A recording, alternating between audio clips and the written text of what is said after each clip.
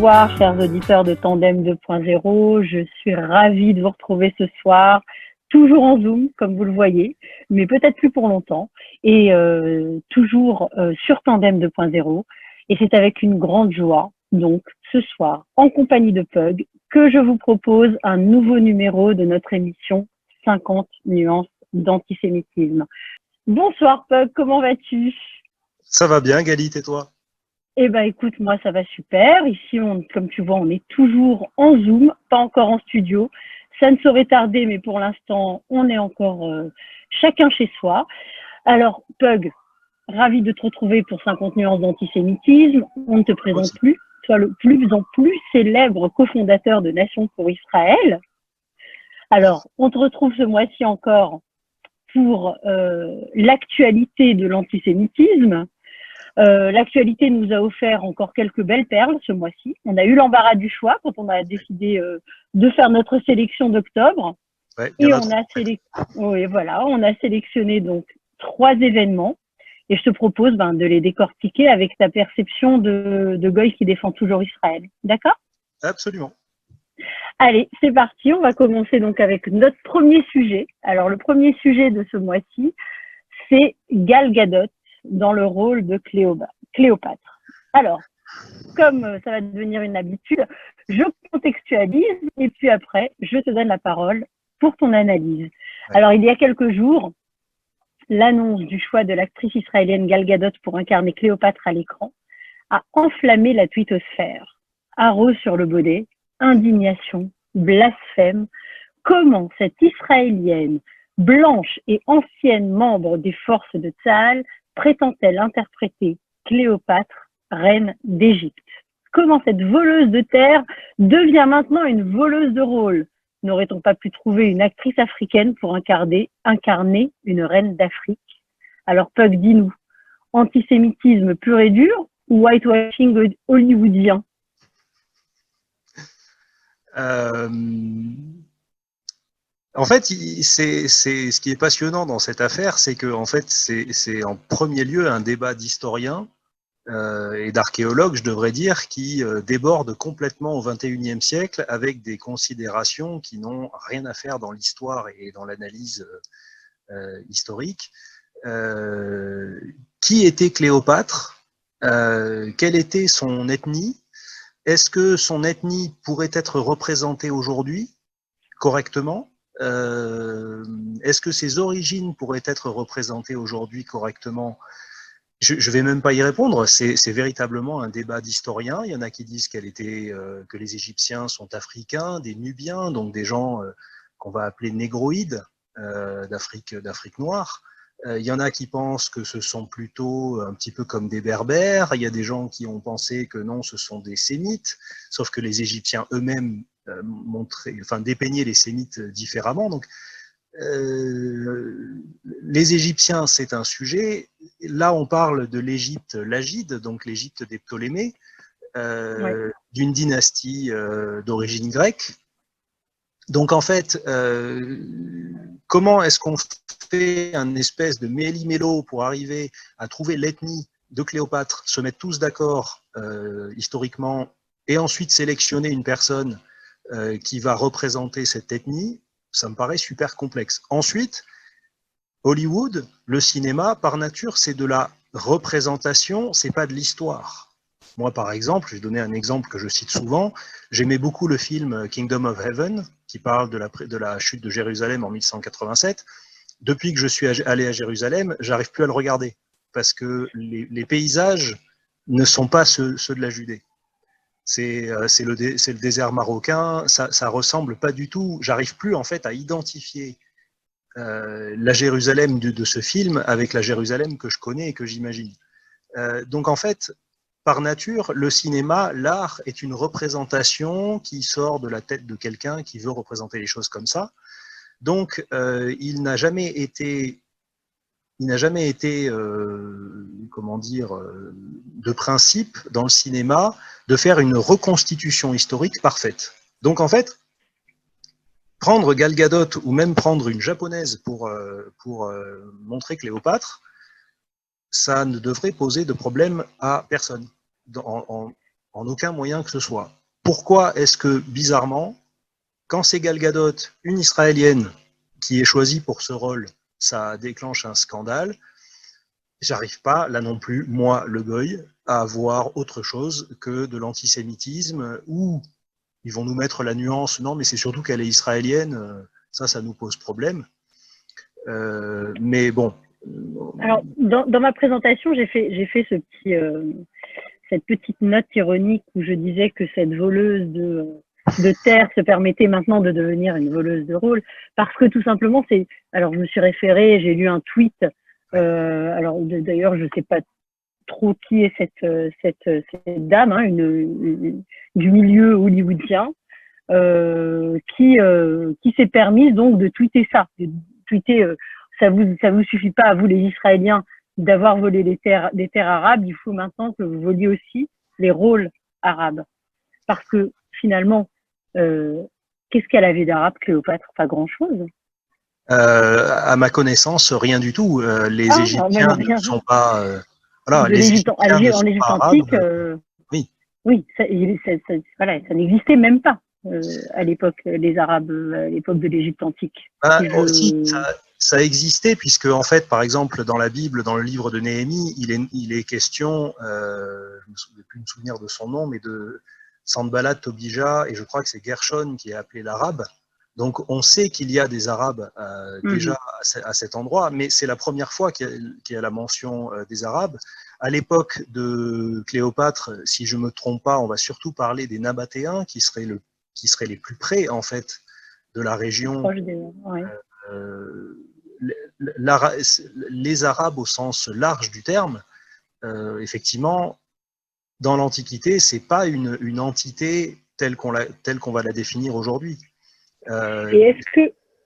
Vas-y, je t'en prie, termine. Non, c'est juste pour dire que l'on veuille remplacer Cléopâtre, enfin que l'on veuille remplacer une Israélienne par une Arabe au nom d'une certaine reconstitution d'une vérité historique, c'est juste débile. Éventuellement, qu'on veuille la remplacer par une Berbère ou une Africaine noire, ça se débat. Mais entre une Israélienne et une Arabe, je vois pas de problème, quoi. Et encore une fois, c'est réduire Gal Gadot au fait qu'elle est juive et israélienne. C'est ce qui, bon. Là, on est. Mais c'est un débat. C'est un débat qui n'aurait pas pu exister à l'époque, par exemple, où Elizabeth Taylor, qui était elle aussi juive, d'origine juive, avait incarné Cléopâtre dans cette grande fresque hollywoodienne de 1963, je crois. Voilà. Mais qu'est-ce qui a pu changer aujourd'hui dans le monde, dans ce milieu, pour qu'aujourd'hui on puisse se permettre? Est-ce que c'est les réseaux sociaux? Non, je pense que c'est les réseaux sociaux ont un rôle, mais un rôle pour moi d'accélérateur et pas forcément déclencheur. Je crois qu'on est un peu dans la même logique un peu dans la logique du Black Lives Matter et de l'indigénisme, c'est-à-dire montrer des blancs qui vont jouer des rôles de gens qui, de nature, ne sont pas blancs, ça pose problème. Moi qui suis chrétien, je sais que depuis quelques années, il y a je dirais pas une contestation, mais des remarques qui sont faites assez régulièrement sur les représentations de Jésus au cinéma. Par exemple, le Jésus de Nazareth de Franco Zeffirelli, avec vraiment le type anglais blanc, la peau qui aurait été brûlée immédiatement après 3 jours au soleil de Judée, avec des yeux bleus comme c'est pas permis, enfin, tellement qu'il en est effrayant. Il y a beaucoup de gens qui disent ça colle pas, parce que en fait, Jésus était un sémite, Jésus était un juif. Il faudrait davantage faire des recherches sur à quoi ressemblait un juif de l'époque de Jésus pour avoir ce à quoi ressemblerait Jésus. Mais encore une fois, on est dans l'interprétation. Pourquoi est-ce que Jésus est vu comme un blanc aux yeux bleus, aux cheveux longs et à la barbe? C'est parce que pendant une grande partie de l'Antiquité et du haut Moyen-Âge, il est représenté comme un blond aux yeux bleus. Et qu'en fait, à la suite de la découverte du suaire de Turin, on se dit qu'il était sans doute barbu, avec les cheveux longs et avec un physique un petit peu différent. Mais voilà, encore une fois, on est dans les questions de représentation artistique et de vouloir en fait mettre une exigence de reconstitution historique dans le choix des rôles et de qui va les occuper, ça me paraît déjà du point de vue de la démarche artistique bizarre, et que ça se déclenche aujourd'hui. Ça peut être de l'indigénisme, c'est-à-dire qu'on souhaite que effectivement les rôles de personnages historiques non européens soient tenus par des non-européens. Pourquoi pas? Je peux entendre ça. Faudra m'expliquer, par exemple, pourquoi dans la série 3 sur Netflix, Achille et Patrocle sont des Africains. Si on est dans cette logique, il faudra m'expliquer ça. Je peux le comprendre, mais il faudra m'expliquer. Donc voilà, pour moi, le fait que ce soit encore une fois une Israélienne qui déclenche ce problème-là. Ouais. Alors j'ai vu quelque chose de très intéressant. Il y a un média saoudien anglophone qui s'appelle Arab News, qui a procédé et qui a fait sur Twitter un sondage auprès de ses lecteurs, de ses auditeurs, un sondage en demandant est-ce que c'était acceptable que Cléopâtre soit tenue par Gal Gadot, blanche, israélienne, juive. Une écrasante majorité a répondu que c'était légitime, qu'elle avait une légitimité à jouer ce rôle et que ça posait pas de problème. Donc une écrasante majorité aujourd'hui d'Arabes saoudiens, des Émirats, etc., anglophones, hein, ceci dit, hein, mais éclairés, on va dire, pas occidentaux. On peut penser qu'ils ne viennent pas tous d'Occident, acceptent ça, alors que effectivement, les Arabes occidentaux, encore une fois, en tout cas qui habitent aujourd'hui en Occident, ne l'acceptent, ont l'air de moins bien l'accepter. Ce qui tend à prouver qu'en fait, il y a une frange en Arabie Saoudite aujourd'hui qui est en train d'abandonner les mythes et les délires du nationalisme arabe et du racialisme arabe, et que, en fait, tout simplement, de la même façon que moi, quand je vais en Israël, je ne sais pas distinguer un juif d'un arabe, sauf quand le juif en question, c'est un gars qui a un physique de lutteur russe de Sibérie. Et encore, je suis pas sûr que ce soit tout à fait flagrant comme différence, mais la plupart du temps, moi, quand je me promène dans les rues de Tel Aviv ou de Jérusalem, c'est davantage les vêtements qui vont me définir l'ethnie de la personne que son physique. Donc en fait, que les Arabes se disent, en même temps, Gal Gadot, elle se promènerait dans les rues de Riyad, on la remarquerait pas parce que finalement, bon, elle est peut-être un peu plus blanche que la moyenne de peau, et encore. Je me dis, quand je vois ce sondage et ces réactions de lecteurs arabes, je me dis, ils sont finalement beaucoup plus intelligents et finalement plus éclairés qu'une grande partie de nos indigénistes à nous, en fait. Et oui. Et donc voilà, écoute, on va, en parlant d'indigénistes, on va passer à notre deuxième sujet. Alors en sujet numéro 2, acte antisémite, ou en tout cas actualité antisémite numéro 2 de ce mois-ci, on a choisi de parler du rappeur Freeze Corleone et de la grosse polémique au cœur de laquelle il a été il y a quelques semaines de cela. Donc je contextualise rapidement. Accusé d'antisémitisme et d'apologie du nazisme, donc le rappeur Freeze Corleone, il y a quelques semaines.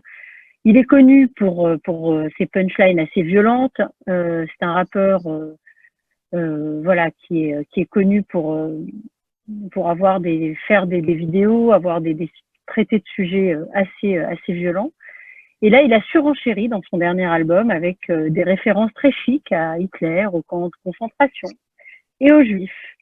Alors la LICRA a été la première à dénoncer l'affaire en accusant Monsieur Corleone de faire, je cite, un business de son obsession des Juifs. Le gouvernement, par le biais donc du ministre de l'Intérieur Gérald Darmanin, s'est lui aussi saisi de l'affaire Et le parquet a ouvert donc une enquête pour provocation à la haine raciale et injure à caractère raciste. Les morceaux en question ont été supprimés des plateformes et Universal, sa maison de disques, a rompu son contrat. Alors, moi, je sais pas, dis-moi, moi j'ai l'impression cette fois qu'il y a eu une réponse claire, rapide, tranchée par rapport à cette affaire. Est-ce que tu penses pas que pour une fois, ils ont pris les choses au sérieux et ils ont tranché? Oui, on peut effectivement le voir comme ça. Il y a une réponse qui est assez franche, en effet. En même temps, le délit est assez caractérisé. Donc, ça aurait été très difficile de comprendre qu'il y ait un autre type de réaction face à ce genre de choses. Mais c'est vrai, voilà, rendons à César ce qui est à César. Ils ont réagi correctement, ou au minimum, je dirais, ils ont fait le minimum syndical ou le minimum légal. Mais personnellement, c'est pas tellement en fait la réaction des autorités qui me pose problème. Ce qui me pose problème, c'est que là, les autorités ne font que, je dirais pas couper la tête, c'est mal vu en ce moment, mais ils s'en sont pris en fait à la partie visible de l'iceberg, à quelqu'un qui effectivement fait son business et va gagner beaucoup d'argent avec des propos comme ça, et qui va gagner beaucoup en notoriété avec des propos comme ça, tout simplement. Je vais prendre mon cas personnel, je ne le connaissais pas avant ça. Ah oui, moi non plus. Et en fait, en devenant comme ça l'ennemi de la LICRA, du ministère de l'Intérieur et de la justice française, il devient aussi un héros absolu, pour ne pas dire un martyr, dans une certaine frange de la population, la même frange de population, hélas, que celle qui produit des Mohamed Merah, des Hamedi Koulibaly, des frères Kouachi, ou récent, là j'ai pas retenu son nom, le Tchétchène qui a assassiné le professeur, qui vont en fait considérer que ce personnage dit une vérité dans ses textes, et qu'en fait il est attaqué par l'establishment à la botte des Juifs pour avoir dit la vérité. Et est-ce qu'on est en train de créer un Dieudonné 2? Parce que quand tu l'as tout à l'heure, quand tu as décrit Martyr, etc., qui dit sa vérité, qui s'adresse à un certain, ça m'a fait penser à Dieudonné. Donc, est-ce qu'on est en train de faire un Dieudonné 2.0? Je trouve ça très pertinent, et je dirais presque quelqu'un d'encore plus dangereux, dans la mesure où Dieudonné, c'était quand même quelqu'un qui a fait partie du Sérail à un moment donné, et qui a été déchu du Sérail à cause de ses positions. Mais c'est pas quelqu'un, à mon avis en tout cas, qui pouvait être vu comme l'un des leurs par cette frange assez particulière de la population française. Alors que là, le rappeur Corleone, c'est vraiment quelqu'un de chez eux, quoi. C'est vraiment l'un des leurs, presque sorti de leur rang, qui clame ce qu'il estime être une vérité, ce que beaucoup estiment être une vérité. Et pour moi, ce que ça révèle, cette affaire, je brode un peu, hein, mais ce que ça révèle, cette affaire, je vais faire une comparaison qui va peut-être me mener en correctionnel, mais j'ai l'impression qu'en fait, on est face à un espèce d'Alfred Rosenberg qui arme de sa rhétorique des bras armés de SA qui vont aller faire des Kristallnacht dès qu'ils en ont envie. Et quand je vois effectivement que ces propos et que ce genre de fonctionnement est au service d'un genre de nationalisme, nationalisme arabe, musulman, je ne sais pas trop, auquel se collent des indigénistes et beaucoup de personnalités de gauche, bah, ça fait un mélange qui, bon, point Goodwin pour moi, hein, ça y est, j'ai parlé de nazisme, mais je suis inquiet. Je suis inquiet parce que j'ai l'impression effectivement que, même si la comparaison peut être un peu hasardeuse, on a des SA qui vont aller déclencher des attaques contre des cibles données, et on a des Alfred Rosenberg. Alors c'est c'est moins, je vais oser le mot, c'est moins glamour. Parce que Alfred Rosenberg, quand on voit des photos, c'était quelqu'un de très bien tenu, les uniformes toujours parfaits, et les SA avaient une forme de discipline, même si c'était des brutes. Aujourd'hui, ils ont perdu en style, je dirais, mais je ne sais pas s'ils sont beaucoup moins dangereux et beaucoup moins violents. Et qu'est-ce que tu répondrais à ceux qui te diraient, ben alors, puisqu'il en est beaucoup question ces derniers jours, la liberté d'expression?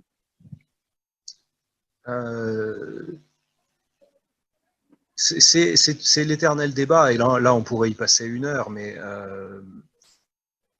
je n'arrive pas à admettre la liberté d'expression lorsque ça peut provoquer en fait des passages à l'acte.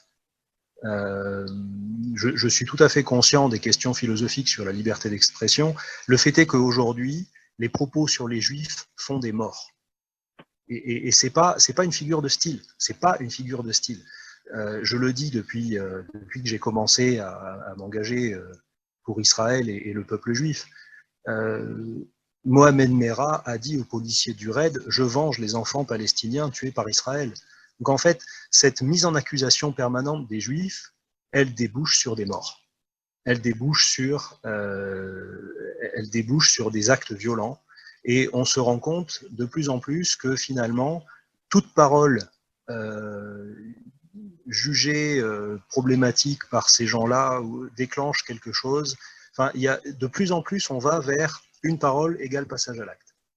Et donc, liberté d'expression, si on pouvait exprimer tout ce qu'on veut sans qu'il y ait des morts, moi je serais d'accord. Vous voulez absolument me dire, vous voulez parler de révisionnisme, vous voulez que l'on parle de la science autour des chambres à gaz, est-ce que c'est possible? Il y en a qui disent que non, il y en a qui disent que oui. Moi je serais prêt à en discuter. Le problème, c'est que quand on va en discuter, ça va armer des gens qui, je ne sais pas s'ils sont fragiles psychologiquement ou s'ils attendent ça pour passer à l'acte, mais ça déclenche des passages à l'acte. Donc, c'est un petit peu comme on en avait parlé avec Bedos, quand on fait des allusions comme ça, on prend un risque de passage à l'acte. Et quand on joue avec une arme, et qu'on sait qu'elle peut déclencher à n'importe quel moment, il ne faut pas me dire j'ai le droit de jouer avec cette arme. C'est non, là tu es en train de jouer avec quelque chose de très dangereux et qui peut déclencher à n'importe quel moment. Donc, liberté d'expression, je comprends le principe,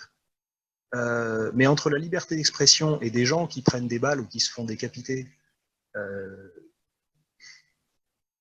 mon cœur balance, on va dire. Enfin, la conclusion de ma phrase est malheureuse, mais non, c'est intéressant parce qu'effectivement, c'est bien sûr. Alors toi et moi, on le connaît pas, Frisk Corleone, mais visiblement on n'est pas la cible, hein. Mais en tout cas, son cœur de cible, lui, le connaît bien, le suit depuis plusieurs albums visiblement, et il est très apprécié. Et ceci dit, il a été très défendu sur les réseaux sociaux justement, sur Twitter, etc. Et on l'a pas entendu. Lui, en l'occurrence, n'a absolument pas réagi. Donc, moi, je me demande si... Ah oui, tu as vu une réaction? Moi, j'en ai cherché, j'en ai pas vu, et je me demandais si ça effectivement, ça ramenait pas encore à la même chose, c'est-à-dire à la victimisation, voilà, comme d'habitude. C'est pire que ça. C'est 2 mots pour moi. La réaction que j'ai vue en préparant l'émission, lorsque visiblement son label de musique a décidé de rompre les liens, il aurait répondu, d'après l'article que j'ai lu, enfin libre. Ce qui est lourd de sens à beaucoup de niveaux, parce que finalement, il indique par là qu'il s'enfonce en fait dans ses propos. Finalement, il est en train de dire j'étais prisonnier d'un système finalement peut-être à la botte des Juifs, ou en tout cas à la botte de gens qui sont eux-mêmes à la botte des Juifs. Enfin, et finalement, en rompant ces liens, enfin libre, il est totalement dans son rôle et il est totalement dans ce que En fait, il s'adresse justement aux gens qui l'écoutent. Il s'adresse pas à nous, il s'adresse pas au ministre, il s'adresse à personne d'autre que les gens qui l'écoutent, qui achètent ses albums. Et en disant ça comme ça, enfin, j'en fais peut-être trop, hein, mais pour moi, c'est gravissime. Parce que finalement, il trouve un moyen, en 2 mots, de confirmer tout ce qu'il a dit juste avant. Alors écoute, il est poursuivi par la justice pour ça, et donc affaire à suivre. On en parlera peut-être, on fera une conclusion à ce sujet quand on aura effectivement les résultats et de l'enquête et du procès, s'il y a procès. C'est procès, il y a. Ouais. Je te propose qu'on... Oui, pardon, je t'en prie. Juste finir là-dessus. Le fait est qu'on se rend bien compte, encore une fois, que l'antisémitisme fait vendre. Parce que, en fait, quelqu'un qui va faire des propos comme ça, il arrive à vendre. Alors que moi, si je fais des chansons ou du rap sur la défense des Juifs, je pense que je vais devoir payer pour qu'on m'écoute. Alors que lui, en fait, il gagne beaucoup d'argent avec ça. Et d'ailleurs, sur les plateformes, avant que ce soit retiré, du coup, grâce à la polémique, ça a fait un carton. En tout cas. Malheureusement. Oui, bien sûr, bien sûr. Alors, je te propose de passer à notre troisième et dernier sujet de l'émission. Et on a choisi de traiter aujourd'hui et de parler, d'analyser, de décortiquer les réactions de la justice cette fois, suite au tag de la rue de Rivoli. Alors, rapidement, je fais un petit topo.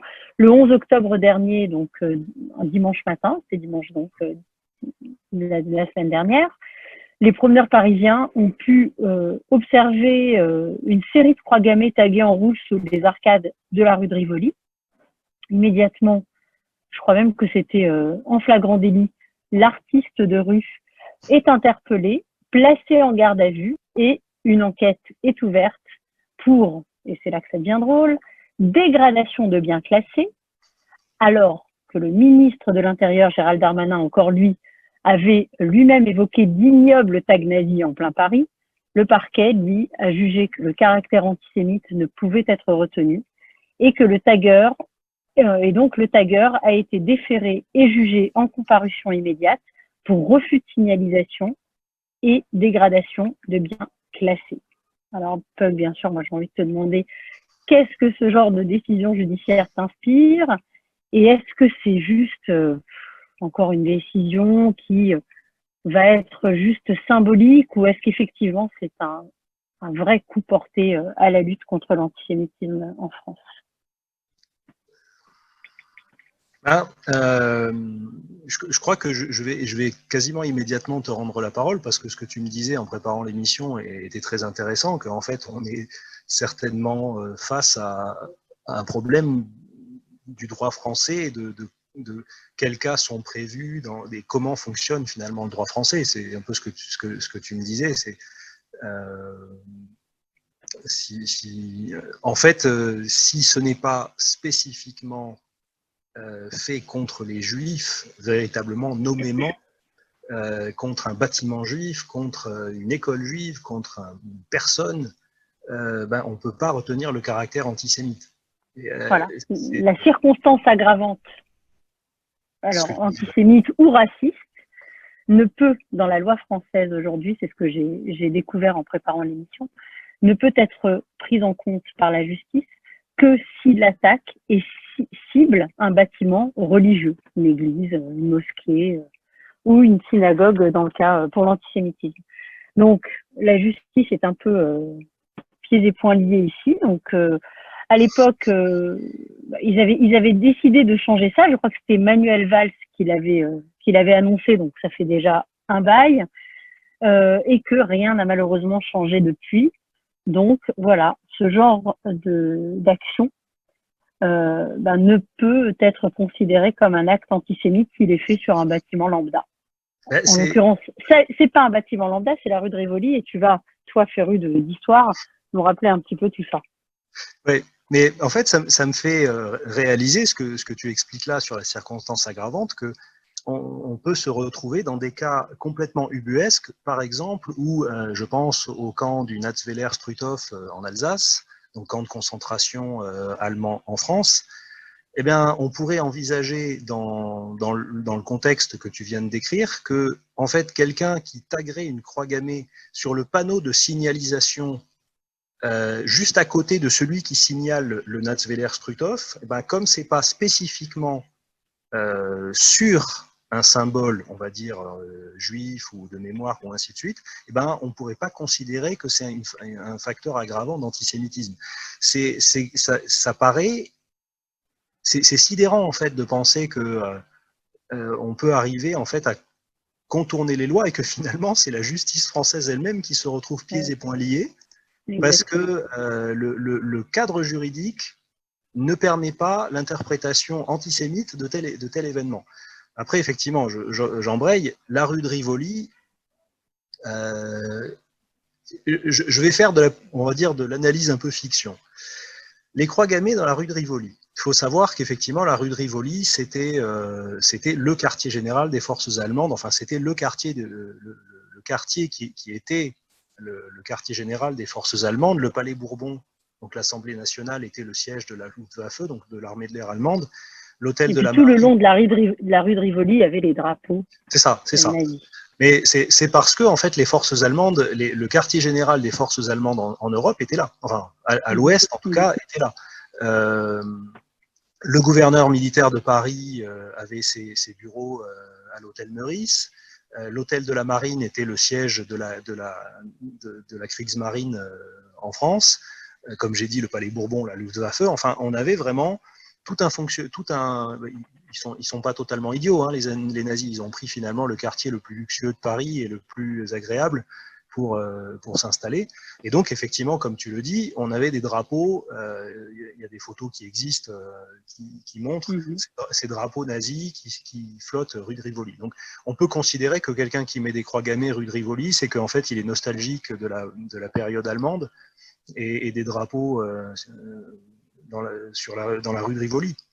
Pourquoi pas? Mais alors, s'il n'est pas antisémite, il est nostalgique de quoi? Il est nostalgique de la politique allemande ou de la politique nationale-socialiste. Pourquoi pas? Il est nostalgique de l'occupation de la France par les nationaux-socialistes, enfin par l'Allemagne nazie. Pourquoi pas? Mais c'est marrant, moi j'ai un doute que la personne qui a fait ça soit une vraie nostalgique du national-socialisme au sens politique. Pourquoi? Simplement parce que la croix gammée qu'elle a faite était à l'envers. Donc, on va dire que sa connaissance de la politique allemande et sa nostalgie du national-socialisme politique est pas tellement fondée, on va dire. Donc, est-ce qu'on peut penser que la croix gammée est en elle-même un symbole antisémite? Grand débat. Grand débat. Grand débat parce qu'elle n'avait pas été récupérée par les nazis. Peut-être pas. Oui, bien sûr. Par exemple, c'est l'insigne de l'escadron de chasse N124, l'escadrille N124 Lafayette, qui a une tête d'Indien Sioux. Et en fait, je ne sais pas si c'est une boucle d'oreille ou en tout cas un élément de la coiffe de cet Indien a une swastika, une croix gammée. Donc en fait, on a un escadron de chasse de l'armée de l'air qui, sur son insigne, qui date de la Première Guerre mondiale, porte une croix gammée. Et c'est pas du tout un symbole antisémite ou un symbole nazi ou ainsi de suite. La croix gammée, légèrement tournée et en bleu sur fond blanc, était la cocarde de l'aviation finlandaise pendant la Seconde Guerre mondiale. Bon, qui était plus ou moins alliée aux nazis, mais contre les Russes, parce que c'était leur ennemi commun. Mais il n'y a pas de, c'était un symbole national. C'était pas un symbole raciste ou ainsi de suite. On sait que en Inde, les Indiens d'Amérique, ainsi de suite, la swastika en soi n'est pas un symbole antisémite. Donc c'est là que, comme tu disais, on est dans un vide juridique un petit peu étrange. C'est que la croix gammée en soi n'est pas un symbole antisémite. Elle ne peut être antisémite que quand elle est apposée dans un endroit qui va véritablement pointer du doigt vers un antisémitisme. Donc effectivement, une croix gammée sur une tombe juive, c'est sans appel. Une croix gammée sur une synagogue, c'est sans appel. Une croix gammée sur le torse d'un rabbin qu'on aurait lynché, c'est sans appel. La croix gammée rue de Rivoli, Visiblement, c'est, au niveau de la justice en tout cas, plus sujet à débat. Alors, pareil que pour Frisk Corleone, lui a été incarcéré. Ce jeune homme a été incarcéré jusqu'à son procès, puisqu'il a été effectivement déféré en comparution immédiate, mais ils ont demandé le report du procès pour pouvoir préparer sa défense, parce qu'il a une défense à présenter. Et donc le procès a été reporté au mois de novembre, d'ici un petit mois. Et pareil, on reviendra pour voir effectivement quelle sera la décision qui sera donnée et la réponse juridique qui sera donnée à cet acte. Et puis on verra si effectivement ça portera, est-ce que ça portera un coup à la lutte contre l'antisémitisme en France, ou est-ce que, encore une fois, on va tomber peut-être, pour une fois, sur un juge qui va un petit peu plus, on va dire, responsable, pour ne pas dire courageux que les autres, et qui va prendre un petit peu les choses avec un petit peu plus de fermeté. Très honnêtement, j'ai un doute là-dessus parce que le juge en soi ne peut pas s'auto-saisir d'une affaire et ne peut pas, si je comprends bien le fonctionnement de la justice, le juge il se prononce sur les cas qu'on lui apporte, voilà, et sur les cas qu'on lui apporte de la façon qu'on les lui apporte. C'est-à-dire que je ne crois pas, je peux me tromper, hein, je ne suis pas juriste, je ne crois pas qu'un juge français, j'imagine que c'est de la correctionnelle dans ce cas précis, je ne suis pas sûr qu'un magistrat du siège puisse décider par lui-même de transformer l'accusation en incitation à la haine raciale ou. Non, je pense pas que ça le sera, mais en tout cas, moi, ce que j'attends, c'est de voir la sanction. Absolument. Parce que déjà, j'ai déjà été étonnée du fait qu'il soit incarcéré jusqu'au procès. Donc, il est pour l'instant incarcéré. Il aurait pu aussi, on a vu des gens sortir pour pire que ça. Oui, donc là, le fait qu'il le retienne est déjà un bon signe pour moi. Oui, ça montre qu'ils sont conscients de la gravité de tout ce qu'on est en train d'évoquer, mais comme tu l'évoquais au début, en fait, ils sont un petit peu coincés d'un point de vue juridique parce que de quoi est-ce qu'on peut l'accuser ? Donc finalement, un petit peu comme Elliot Ness avait fini par faire tomber Al Capone pour fraude fiscale parce qu'il arrivait à trouver rien d'autre, on a un peu le sentiment que la justice française dit bon, au moins une chose est sûre, il a dégradé des biens publics. Exactement. Et des biens classés. Des biens classés, ce qui augmente apparemment un petit peu le tarif.